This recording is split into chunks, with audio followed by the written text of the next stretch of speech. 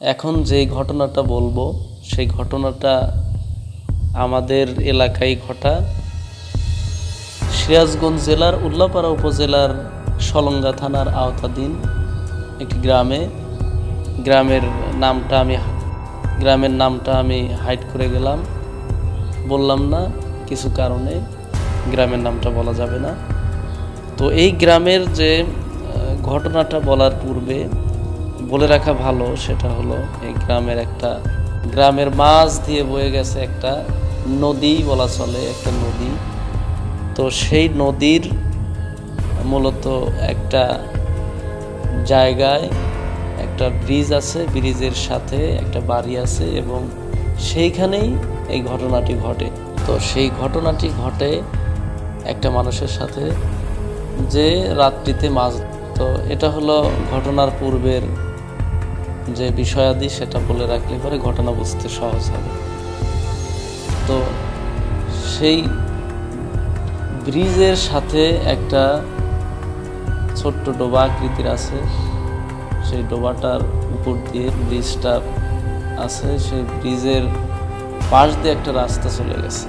তো রাস্তার উপরে আবার একটা বাঁশের ঝাড় আছে, বাঁশের ঝাড় রাস্তা প্লাস রাস্তার সাথেই সেই ডোবাটা। মূলত ডোবাটাকে কেন্দ্র করে ঘটনাটি ঘটে। ওইখান থেকে মানুষের প্রতিনিয়ত সকালে, দুপুরে, রাত্রিতে, এমনকি মাঝরাতেও মানুষের যাতায়াত আছে। তো যেই ভাইটির সাথে ঘটনাটি ঘটে সে ভাইটি আমাকে বলেছে যে তার মাছ ধরার একটি প্রবল ইচ্ছা, নেশা আছে এবং প্রতি রাত্রিতেই যখন বর্ষা আসে, বর্ষার প্রত্যেক রাত্রিতেই সে মাছ ধরে। সেই ভাইটি মাছ ধরার জন্য যখন প্রত্যেক রাত্রিতে বের হয়, কাউকে না কাউকে সাথে নিয়ে সে প্রত্যেক দিনই বের হতো। কিন্তু হঠাৎ করে একদিন একা একা মাছ ধরতে বের হয়। সাথে নিচে একটা ট্যাটা বা থরকুচা বলে, সেই থরকুচা জাতীয় জিনিস, একটা ব্যাগ, একটা কাঁচি, একটা টর্চ লাইট। তো টর্চ লাইট নিয়ে যখন সে সেই নদীর পাশ দিয়ে মাছ ধরতে থাকে, প্রায় 1 কিলোমিটার হবে। এই 1 কিলোমিটারের ভিতরে সে মাছ ধরতেছে হঠাৎ করে ওই পাগারের সামনে বা ডোবার সামনে যাওয়ার পরে সে মাছ ধরতে শুরু করে এবং মাছ ধরতে ধরতে যখন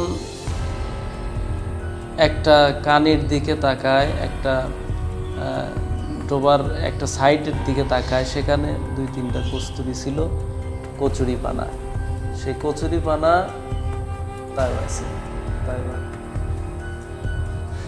সেই কচুরিপানার দিকে যখন তাকানোর পরে দেখে যে বিশাল আকারে একটা বোয়াল মাছ। সেই বোয়াল মাছটাকে মারার জন্য যখন সে থরকুচা নিয়ে আঘাত করে বা ওই ট্যাটা নিয়ে আঘাত করে, তখন হঠাৎ করে বোয়াল মাছটা নিচের দিকে চলে যায়। তো বাঁশের ঝাড়ের ওইখানে বাড়িও ছিল, কিন্তু বাড়ি থাকলে কি তখন প্রায় রাত 8টা-9টা হবে। আর রাত 8টার সময় গ্রাম অঞ্চল, মানে মেলা অনেক রাত। সেই রাত্রিতে যখন সে মাছ ধরার জন্য যখন সেই জায়গায় যায়, তখন বলটাকে যখন আঘাত করে, বলটা ধীরে ধীরে ধীরে ধীরে নিচের দিকে চলে যায়। এমনি বলটা চলেও যায় না, স্বাভাবিকভাবে একটা বোয়াল মাছে যখন আঘাত করে বোয়াল মাছ চলে যাওয়ার কথা, কিন্তু বোয়াল মাছ আর চলে যায় না চলে যায়। বোয়াল মাছটা একটু পরে ঘুরে ফিরে আবার তার কাছে আসে। মানে বিষয়টা এমন দাঁড়ায় যে বোয়াল মাছটা চায় যে তাকে ধরে নিয়ে যায়। তো এইভাবে করতে করতে যখন মাছটা ধরতে চায় তখন ধরতে পারে না। তো সেই সময় সেখান দিয়ে একজন, সেই ডোবার পাশের যে বাড়ি, সেইখান থেকে একটা লোক বাড়ানোর পরে বলে যে ওইখানে যে মাছটা তুমি ধরতে চাইতে চাও, ওই মাছটা মূলত মাছ না, ওইটা একটা জিন বা দেও, যাই বলা হোক। সে বলে যে ওটা একটা দেও। তো সেই মাছের খপ্পরে তুমি পড়ে গেছাও, তুমি এখান থেকে চলে আসো, না হলে মাছটা তোমাকে মেরে ফেলবে। তোমাকে মাছের লোভ দেখায় পাগার ভিতরে, ডোবার ভিতরে নামানোর জন্য চেষ্টা করতেছে। তো সেইখান থেকে সেই লোকটা চলে আসে, ঢেউটা চলে আসে।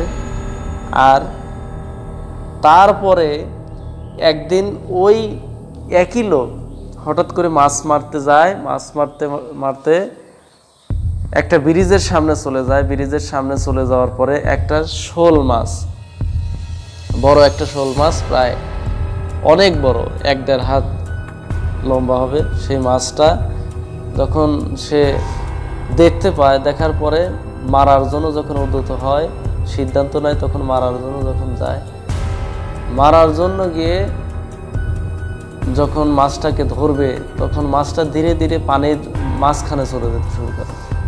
হাঁটু পানির থেকে মাজা পানি, মাজা পানির থেকে বুক পানি, এইভাবে করতে করতে যখন অনেক পানি হয়ে যায়, তখন সে বুঝতে পারে যে মাছটা আসলে মাছ না, তাকে পানির ভিতরে নেওয়ার জন্য একটা চক্রান্ত চলছে।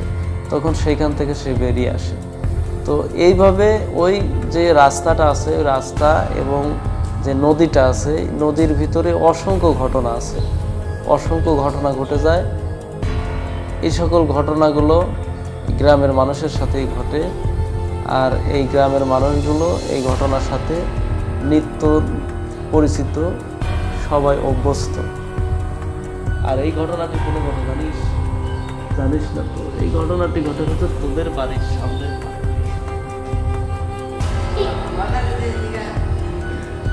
পাড়ায়, সামনের পাড়ায় করছিল।